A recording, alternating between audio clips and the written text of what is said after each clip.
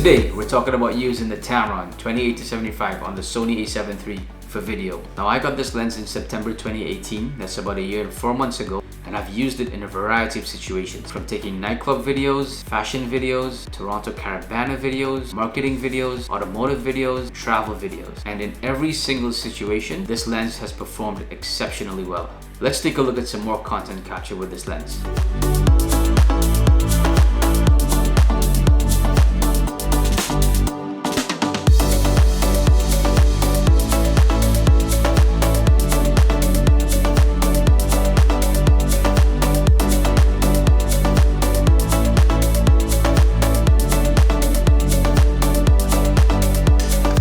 Before we get started, make sure to leave a thumbs up, hit the subscribe button, and leave a comment below. At the end of this video, I'm going to play some more footage from the lens. So let's talk about build.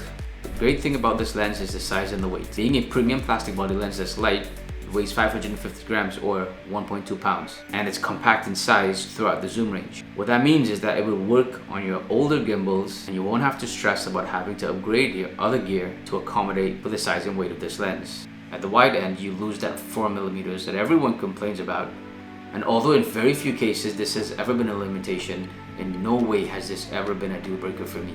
In fact, let's look at a comparison right now.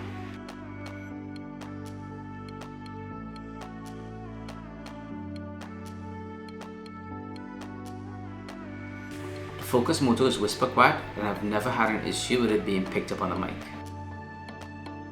Now if you want to use this lens for vlogging, 28mm is a little bit close for framing. You're going to have to extend your arm as much as you can to frame yourself properly. Alright guys, so this is what a vlogging setup might look like. Minus the screen on top, I'm just using it so I can see how I frame myself. So it's not too bad, but it does take a toll on my shoulders. Now it isn't the best setup, but it can still work. And it is a good lens to add B-roll to your vlogging footage. The colors in this lens are great, as you can see from the footage here. Let's look at raw.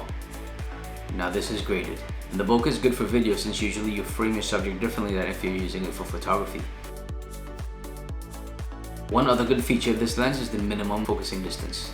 At just 7.5 inches, you can get pretty close to your subject and get like almost macro style shots.